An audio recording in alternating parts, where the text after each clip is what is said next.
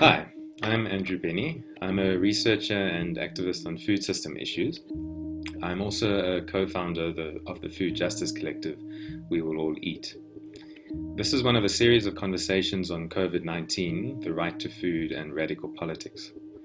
Today, I'm pleased to be speaking to Reverend Tsakane Sibanda and Qaba Mbola from the Ujamaa Collective. The Ujamaa Collective is based in the township of Khayelitsha on the Cape Flats and is a self-reliance, self-awareness community initiative that strives for communal economic development and sharing based on a cooperative approach. Reverend Tsakane Sibanda is ordained in the Church of the Nazarene and is a pastor and preacher who is passionate about community transformation. She loves creating learning spaces where self-discovery and human dignity can flourish. And currently she serves as a chairperson of Ujamaa Collective and a freelance trainer on women's health. Qaba Mbola, whose name means earth warrior and of Mother Earth, is a builder and guerrilla gardener. He's designed one of the most beautiful gardens with lots of herbs, flowers and vegetables. He's also a community environmental justice organizer and one of the founding members of Ujamaa, including several community-based organizations and projects. He's a father of 2 daughters and 1 million African kids all over the world. If you see a black child needing help and destitute, that's Qaba's child. He is a black conscious Pan-African who believes in a borderless Africa. Welcome, Tsakani and Qaba, and thank you very much for being with us here today. Sure. Thank you for having us. Great. Okay, just to start, could you please tell us a bit more about Ujamaa, as well as your own histories and roles in it? So Ujamaa is an organization, a community-based organization that really came to be because we wanted to respond to the socio-economic conditions of our people, and also wanting to really engage with more deeply with how these economic, socio-economic challenges that we're facing as a community came to be, and like trying to get to the root causes of it, and also maybe engaging ourselves in terms of how are we being complicit in some of these socio-economic conditions, in terms of saying, how do we liberate ourselves as opposed to wait for somebody to come and liberate us. So the idea behind Ujamaa is acknowledging the fact that we as Black people have the capacity, and yet at the same time we are, because of our lack of consciousness, we might be involved and maybe even being complicit in it. So trying to engage with like saying, how do we solve the problems, but not only solve the problems, but look deeper into the root causes and how do we move forward from that. And I think, so Ujamaa is born from that, and it's a name that basically means a collective, recognizing the need for us to act collectively as opposed to individually in challenging this or in addressing these issues. So we are a movement in a sense where we're saying we engage ourselves before we also engage the world outside of us. So like acting together collectively, having those conversations within ourselves, but also engaging the world outside of ourselves in terms of the socio-economic conditions that we find ourselves, because we believe that it's engineered in a way. So they didn't happen as they are. It's an engineered system. And so how do we address the engineering of it when you're not actually aware of the fact that this runs deeper than I just woke up and this is the condition I find myself in. So I guess maybe that's a little bit more abstract, and I'm going to give Qaba a chance to go even deeper about how this, how do we see this actually practically as we look at our townships, as we look at our communities. What does the socio-economic condition that Black people particularly find themselves in townships? Thanks, Tsakani. Please, Qaba, if you would like to tell us a bit more about this context that Ujamaa works in and how it understands the socioeconomic context, as Tsakani was talking about. Thank you. So we formed Ujamaa in 2015 to respond to the chronic state of poverty in our communities. We realized, Guti, there is no one that is coming out there to come and save us. We realize that we are the ones that we've been waiting for. After how many years? It must have been around 20 years of democracy in South Africa, of several governments making several promises. They will deliver this and that and that and that. And as you might know, that township by their nature are a food desert. There is, people are solely dependent on shopping malls and various and on the retail sector. So we decided that we should start food gardens, and for people to realize they must depend on the self, and understand what we mostly buy from the shops is poisonous food, and that it's better that they start their own organic food gardens in their own communities. So we started with children's gardening competition, and taught children how to make compost, cleaning the areas and starting their own garden, and harvesting water, to inspire their parents as well, So the idea was to make sure the area is poverty proof, if you like, but we are still confronted with a number of challenges because this is an urban area which is faced with a lot of unemployment and a near disillusionment. Yes. Can you tell us more then what the political significance of working with people on food gardens is, working with the children? How do you see, what do you see as the political implications of doing this work? So I think because when we work with people who are at the bottom, and because even in the way that Ujamaa works, is trying to engage people to even become self-conscious, not only self-conscious, but also to be aware of the systemic and the structural complexities around the challenges that we're facing. So the political implications is, you will realize that when people become politically aware, first of all, and also to be aware of the fact that we can engage in this. We can engage in this because some of these challenges really, they have political power and political will behind it, whether we like it or not. So when we engage, I think it's an educational way. So you can almost take it as what Ujamaa does in terms of getting people in the communities and with the children. You're getting people to be politically aware. So it's almost like your political education, because then they get to see that there's political power, there's political will, there's political decisions that make us here. So if we're saying we have been more than 20 years, 20 years of democracy, and promises have been made, and we're not there yet, what's going on? Like, what are the political, things that are happening, decisions that are being made politically that are actually continuing or even making things worse for us in our communities, because it's not changing anything currently. So we're talking about when we're talking about food, we cannot talk about food without talking about land, particularly in the townships, and particularly where we find ourselves close to the city. So when we're wanting to say we want our food, we need healthy food. When you're talking about townships not having a place to even plant your own food garden. And if you go to the shop, the very malls or the very shops that we're going to, the food that is there is not nutritious at all. What are so like you're getting people to start to ask questions like, what is going on here? Why is it that after so many years of democracy, we are still in the conditions that we find ourselves? So we can look at it and be like, oh, well, we can try to justify it. But I think the longer we work with people, the longer you engage people, the longer you get people to be aware and to start to say, there is something that can be done, or should we do something else?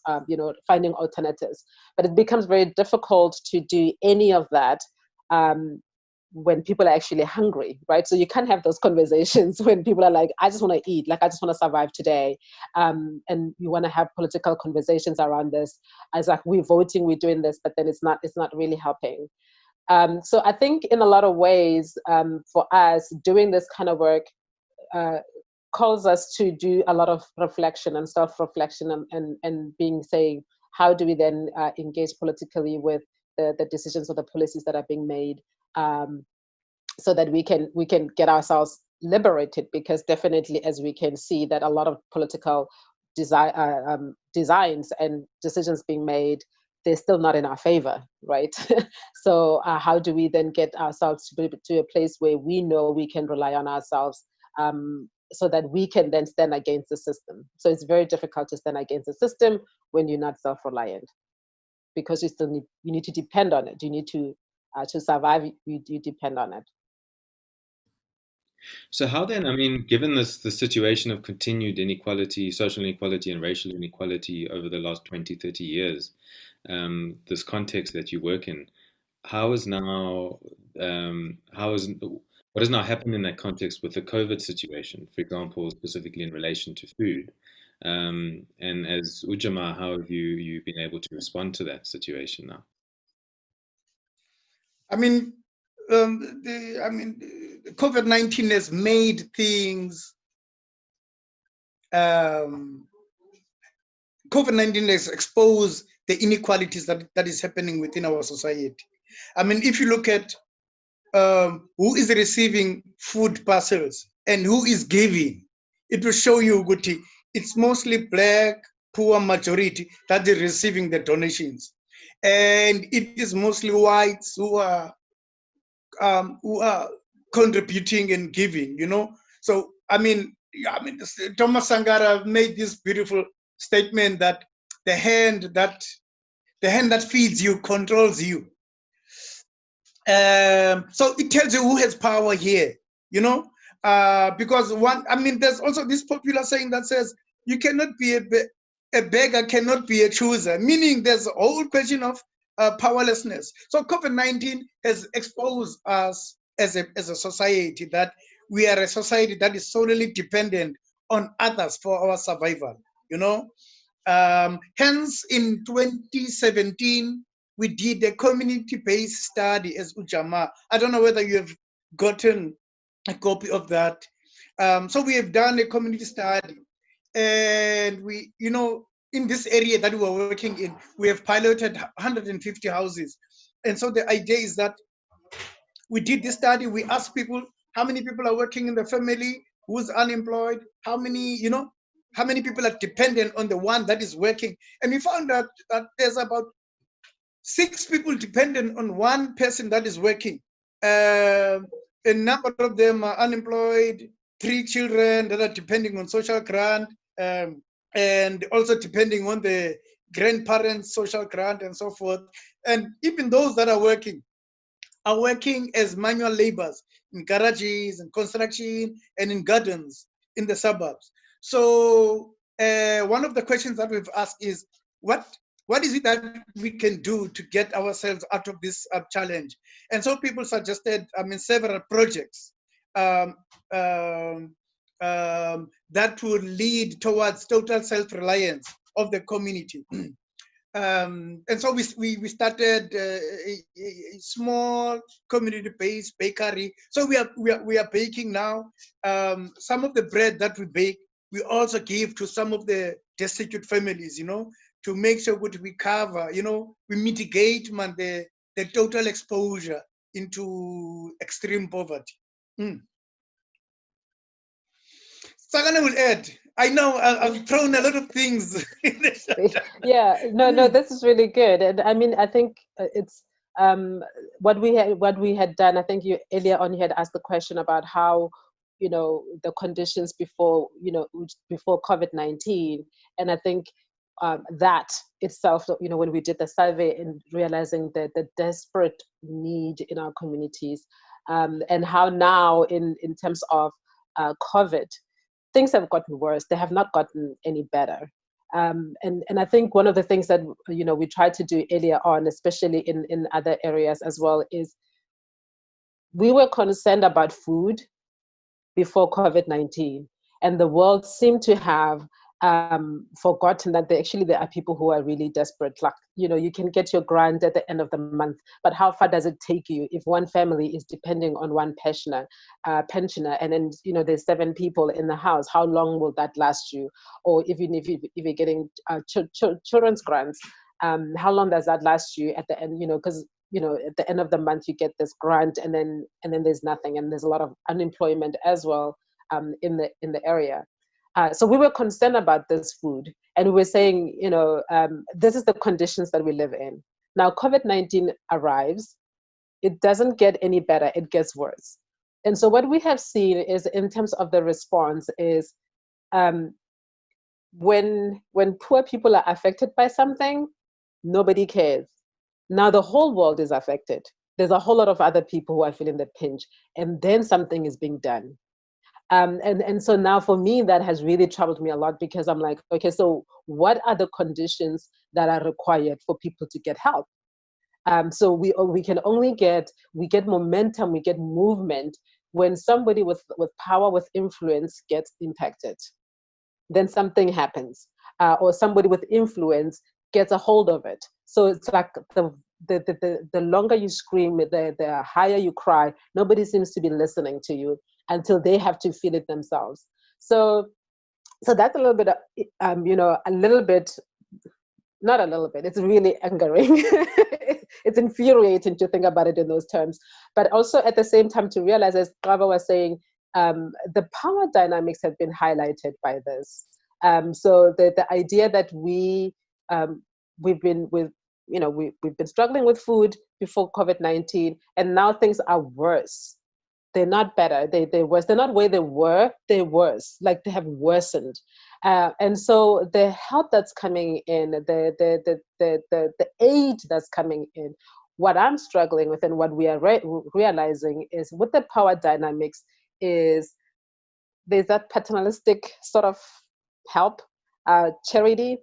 People are being infantilized. So it's almost like people, you're helpless. And so we're seeing that the aid that's coming in, well, it's meant to be good, but also, again, if you can see the power play in the food, in this whole food thing, it's insane, because it's raising the power for other people and taking away even more power from other people. So it's not necessarily, while we understand it's a crisis, we know it's a crisis, but again, who is getting to go and make, new foundations are being formed, new NGOs or whatever, like help is coming in, and people are using their names and their political power to raise their political power even more. Or to even raise their social economic power even more, and while other people are continually degrading. So the gap is actually increasing as opposed to decrease.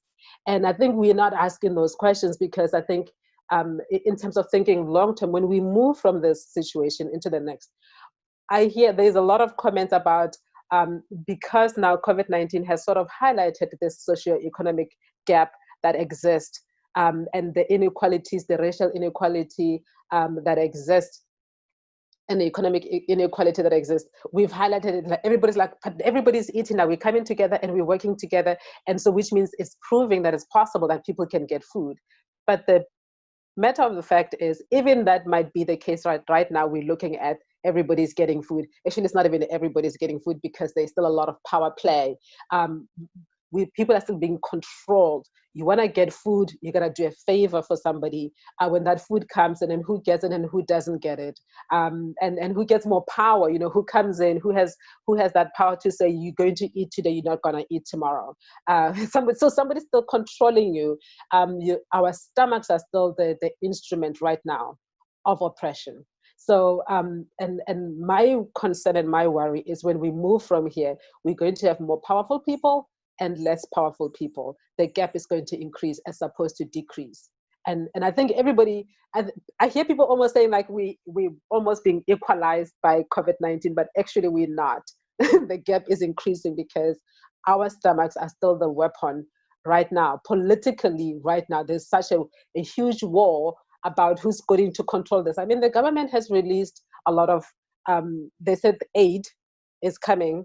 Now, look at how the system of getting that aid is. It's not in a way that is actually looking at helping the poorest of the poor, who are really, that's what they say. The language says that, and the policy says that, but the mechanism doesn't say that. The way in which it's being done, it doesn't say that at all. So for me, my concern is, when we look at this, even though we say maybe this will help us address some of these issues, it's actually not going to help us address these issues, especially because politically, the system, the way it's done, and the mechanism in which they are rolling this aid they're talking about is actually not going to help us. It's not going to address this issue. So that's the challenge that I think we're going to have to face after this, or even right now, because I see it as still a power play, a huge power play. I mean, this is one of the kind of central issues we're trying to think through in this series of interviews is, where's the line between food aid and relief efforts that just kind of reproduce charity through existing relations of inequality? And is it possible, though, also to think about food aid, in terms of perhaps as mutual aid, and as whether it's possible to think about it in relation to a broader politically transformative project? Do you think it's possible to think in those ways, or yeah? I mean, for me, if there's going to be any form of aid that can be provided, it should be land, so that people can begin to do for themselves. I mean, if you look, Khayelitsha is said to have 2 million people, and you do an audit, a scan of the amount of aid that is coming to Khayelitsha, it does not even scratch the surface. I would tell you that it does not even address 10% of the people in Khayelitsha. Yeah. The aid that is coming to Khayelitsha is like a bone that has been thrown, and then people are fighting over that. I think it has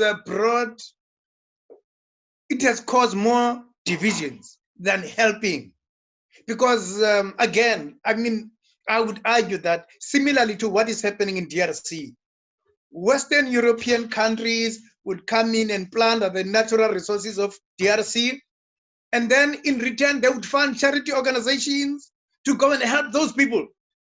But in the end, who appears as, and why they are plundering? They give guns and bombs to warlords, and the warlords would terrorize the communities, and then in return, those companies that are stealing mineral wealth would give European charity organizations.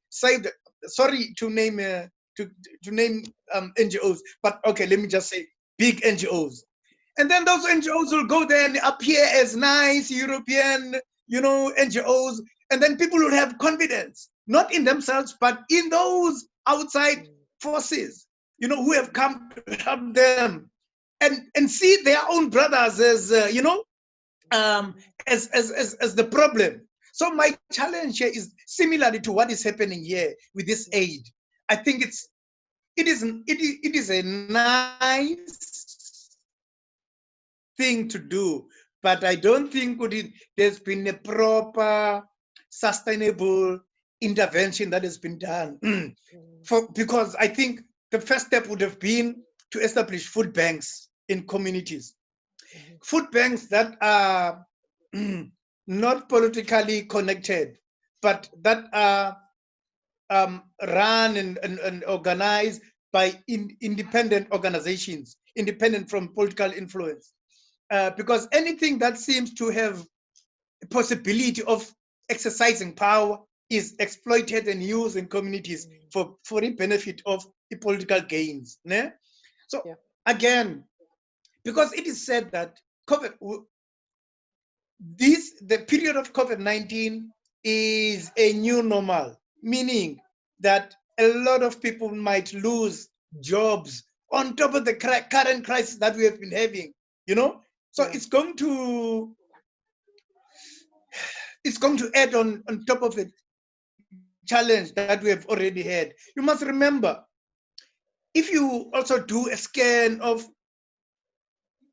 the xenophobic attacks that have been happening around the country, this might also contribute to that. The current state that we are in might contribute to xenophobic attitudes, because people would begin to have tendencies of othering others and saying we are in this problem because of others, and not really look at internal mechanisms to come up with the sustained way forward. Sure. Yeah. Not that they will That's my lead to, submission. I want to add to that, not they will lead to, but actually it's already happening, because whenever aid comes in certain places, other, non-locals are being isolated. They're being attacked for getting any, if you get anything and you're not a local, it's like, you don't deserve it. This is for us. Because again, like Qaba is saying, in terms of the level of aid that's coming in is not enough. Literally, this is a bone and you're having dogs fight over it. And I don't know how humanizing this is. Like, I mean, in the right state of our minds, because of the nature of how this thing is, how it's being run and how it's being looked at, the solution that's being found is not local based solutions.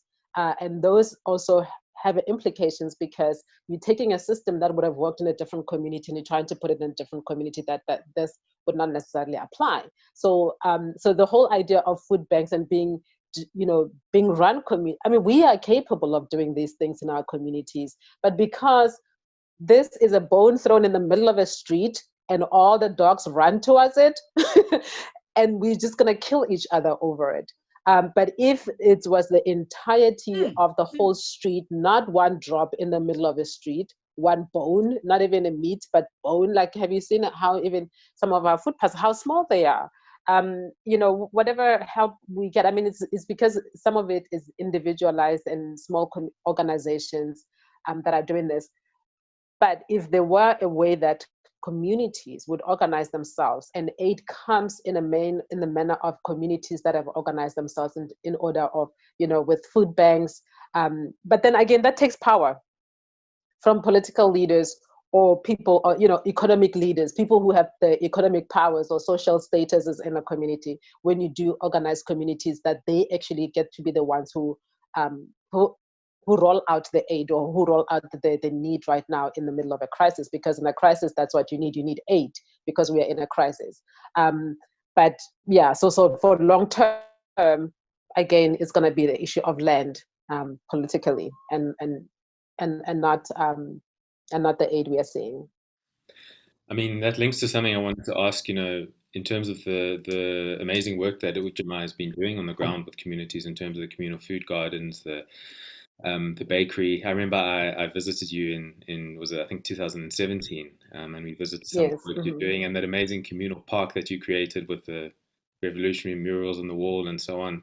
I mean, how is that work that you've been doing,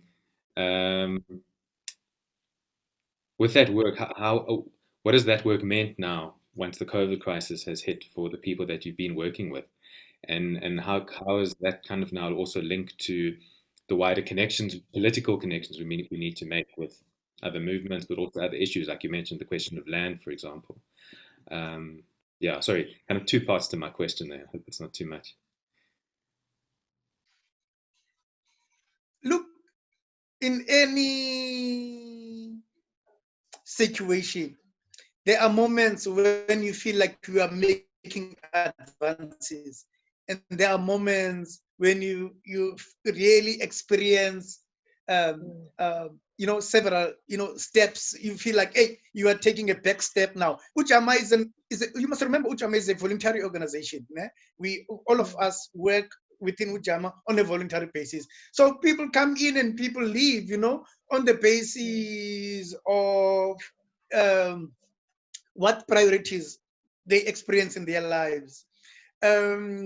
With the conscientization work that we have been doing, I think we have made so much progress, but we cannot claim, Guti, we are changing the world. It's just a small drop in terms of what we want to achieve. I mean, remember I mentioned that we want to do 150, we are piloting with 150 houses, meaning we want to pair two families so that they run a project they run a project, two families running one project, leading up to a cooperative. But the idea, that idea has experienced setbacks because of resources, because people migrate, because of training, because of commitment from people and all of that. But we are still forging forward. I mean, in terms of the communal garden that we have, people still do come in and harvest the stuff unsustainably, and even kids come in and play. But we are committed to the cause, and we are saying, even if we might experience setbacks and the garden may be damaged, we will repair it and move forward, you know. There was something that I wanted to highlight on this, man. So in terms of the bakery, we have bought a very nice, stove, and paid 2 families to run the bakery. But one member is no longer committed. So one person is running the bakery, but we are moving forward. We are giving the support, and we want to use that as a model within the community, that we can create our own jobs without having to go, 10 kilometers away to come back with 250 rands. But we can create our own jobs that would address our challenges within the community. That in itself is a challenge, but we are moving on. We are learning from our mistakes, and we are moving forward. Yeah, Tsakane might have to add the. Yeah. So because it's like Qaba is saying, this is one of the challenges when you're having a movement like ours, where you not necessarily have a lot of funds to do stuff, or where people are struggling for survival, and so they're engaging. You can see that you get help. Like, people like, yeah, this is a really good idea, but how long are you going to commit when you're not getting paid, when you actually need to get a job? So you're going to have to go find somewhere else. And also because there's some of these initiatives, really, because they're volunteer based, and so they give very little in terms of that. So I think in terms of our work, in conscientizing, I think we do a very good job, because there's a lot of people starting to be aware of that. But in terms of the practical self-sustainability, I think that's where we still struggle quite a bit in there, because it takes more than being conscious in order to be able to feed your family. So and when there isn't necessarily all of that put in place, so there is quite a bit of setbacks, even though I think we've done really good in terms of conscientizing people. So what I think would really in terms of our work, in terms of continuing, I mean, right now with the COVID, we've been able to, in addition to the bread that has been given out, because that bread itself has a message. We're trying, because everything that we do, we try to have it go with the message. This is our daily bread. How do we make bread speak for itself? How do we make bread sort of be a message in there? We've been able to do also food parcels, and those food parcels, they've, because we're a small organization, so we don't get a lot of injection in what you do and whatever, but again, it created more problems than it created solutions, because of the number of food parcels we are able to give out, the number of help we're able to the number of families. We're looking at 150 households, but we can't even get a food parcel for more than 50 people. So now you can imagine what that looks like in the whole community, where other people are getting another side. So then we start to get attacked back as an organization, because it looks like, okay, you are not really you're not what we think you are, like, because we're expecting that whole mentality of big NGOs, government organizations that are coming in with a lot of capacity. We don't have that kind of a capacity. But I think we will continue the message of Ujamaa, the message of saying we need to be self-reliant, and that the power dynamics, the inequalities, the social, economic, racial inequalities that exist in our country will continue in our communities. They look worse than what you look like, because we are a ground movement. We are not a sitting in the high offices organization. We are on the ground. We're listening to people crying at night. We see the struggles, and they're tangible for us. And so it becomes impossible for us to be quiet, but we get more angry and frustrated. I think that's what we experience, because we see it, we hear it, and we touch it on a daily basis, where people are just not able. So they talked about social distancing. It's not possible in our communities to do social distancing. You talk about staying safe, water.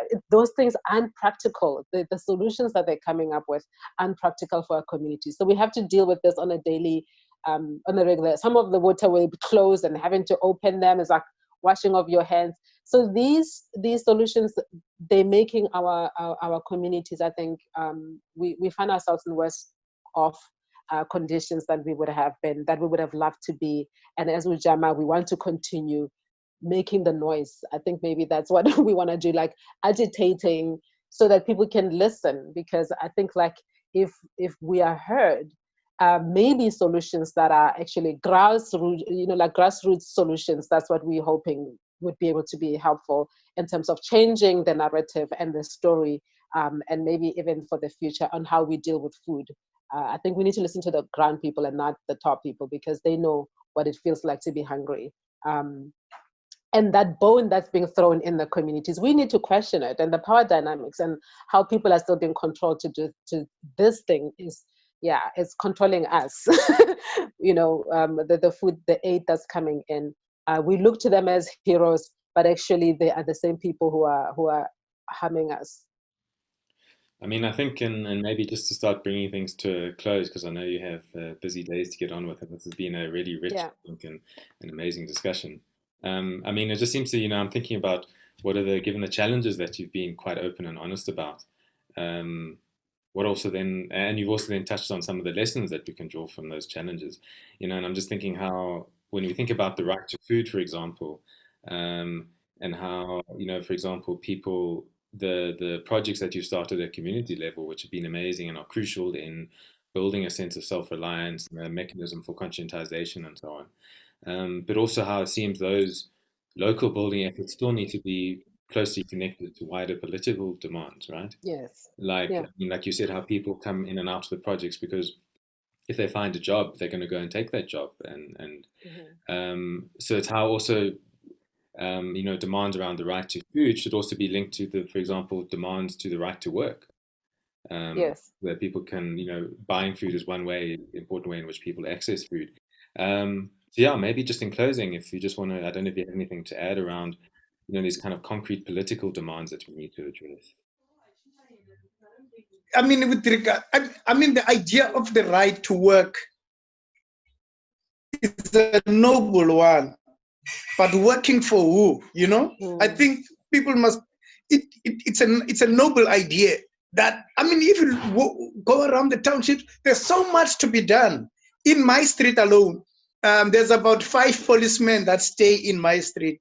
In the targeted area of 150 houses, there's about 15 policemen and 50 security guards.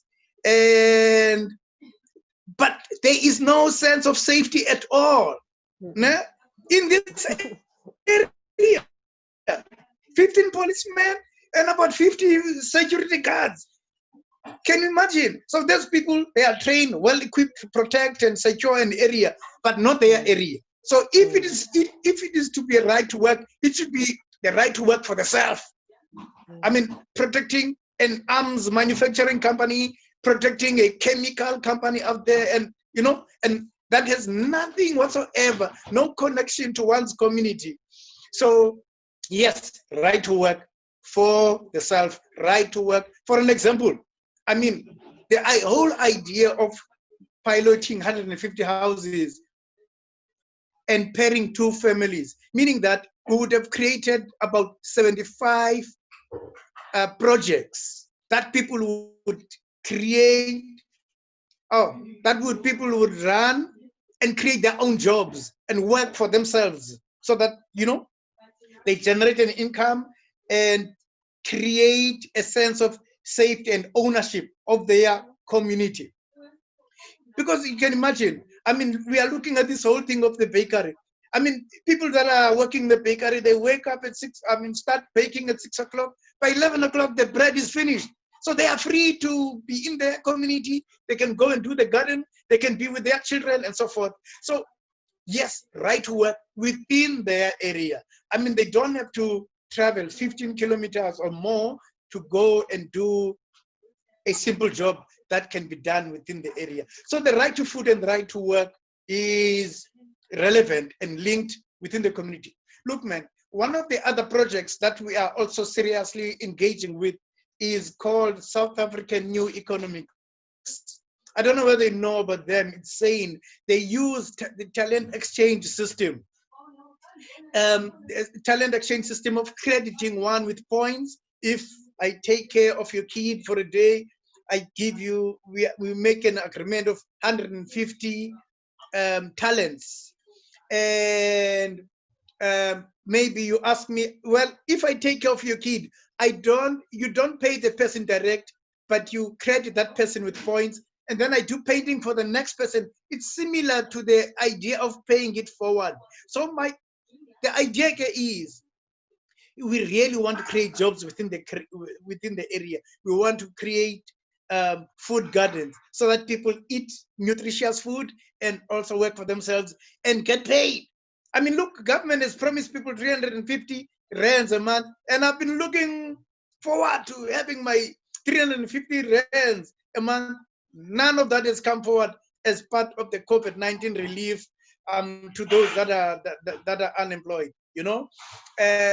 So people who are working in their communities should be given that 350 or more as part of the basic income grant, so that people are able to feed themselves and buy the necessary stuff that they need to buy to sustain themselves and their communities. Yeah, that's my take. Show me. Yeah. Socially useful work as well. Right, Yeah, no, I completely agree with that, because I think the idea of being able to link this, the idea, so what we aspire for, and the media has told us what to aspire for, and that has nothing to do with us. What we aspire for has everything to do with the life that's not us, and as a result, we will sacrifice so much. So in terms of thinking about work, we'll sacrifice so much to do something for somebody else than to do it for ourselves. But then how do we get the conversation that we aspire to be who we are, and the investment that comes in is an investment of who we are and who we can become in our communities. So, but as long as we, like Qaba is giving this example, 15 policemen in one place, and that's the most unsafe place to be. So what does it say about our police people? And we've seen a lot of police brutality in our community, so we cannot even ignore how the very same things that look like they're meant for us are actually the very same things that are harming us. Because if you look at about the police brutality that we've been experiencing in our communities, with trying to reinforce, this is for your safety, but we're going to kill you for your safety. Doesn't make any sense. So to say what we do often is for the safety of others more than it is for us. Even when we think about work, it's often for other people and not for ourselves. And yet it's meant to look like it's for your own good. So how do we do things that will come back and invest in us, in our communities? How does work look like? What does political power look like that actually has the desire to uplift people from the ground, as opposed to the desire to stay in power? So how do we get conversations that say we're not going to this is for us? And I think that the separation between them and us, the power and down here, unless the people in power actually come down and be one of us. So if you're a policeman, know that I'm part of this street. If I am a security guard, I'm part of this community. It's us. If I'm a politician, it's us here on this street, on this community, that so almost removing power from the hierarchies. I know this is, I'm talking idealistic, like from the grounds up, having leadership coming from the grounds up and not leadership that comes from the top. So having, I was thinking about even the help that the government was putting out, and the way that they wanted to distribute it. I'm like, it is so simple. We have a system. If we implemented it, it would work. You have your street committees, you have your local ward committees, all you have to do is if the people on the ground are given the work to do. But no, it has to be from the province, it has to be from national, and it never reaches down to that street that we're talking about. And only those who have political connections from that street all the way to whoever is in power will get the help, and not the person on the street. But what if the people, we have a street committee. What is the purpose of the street committee? Being able to identify everybody in the street who needs emergent help right now. And that street committee has a connection to the ward councillor who can get the assistance and then know exactly which families and who need the emergent help, and then the long term of everybody else covered on the street. So, but we're not going to use that. We have to wait until the province has identified how, when. I said to somebody, people who have applied for grant for help for food in March when the lockdown happened, they will get it in August. I promise you. It's going to happen if ever they get it. You know, we have had people who were on the waiting list who've asked for help, and we know they're hungry. We know they're desperate. People are dying. We're looking at them. You know, it's not like we're not looking. We see them. So I'm just saying we already have things that have proven to work, but we continually ignore them to favor those in power, those in control, because as long as they're in control, we will dance to their tune. So, and they will decide when we're going to eat and when we're going to be helped. So I'm just advocating or saying there are already community ways of doing these things that could be assisting and helping in the COVID-19 right now. We do not have to go where we are right now, but it's going to last even longer because everybody's ignoring the systems that are there that actually have proven to be working. I mean, it's true that I can speak from experience and here in the food organizing in Gauteng, that the way in some of the initiatives I've been involved in through the C19 People's Coalition, it's been the way the food relief has been done is it's linked with the community organizing team. And so the community organizing team has been organizing on the street, speaking to people, organizing. And so it isn't just food relief coming in from the outside. It comes through, it's organized by the community organizing team. And also it's linked into small farmers in peri-urban areas and townships, so that food going to people through community organizers is also supporting local small farmers. And it's just worked so well, really. So I think what you're saying, it's just proven in practice from our experience up here in Gauteng as well. Yeah, but I mean, we just want to thank you very much for this really rich and challenging and radical conversation. I think you've given us seriously critical perspectives on how we think about food aid and solidarity and radical social change that we really do need at these times. And we really do appreciate these inputs and the ways you've helped us enrich this discussion. So thank you very much for your time. Thank you for having us. I hope we were helpful in our conversation. It was fantastic. Thank you. Thank you.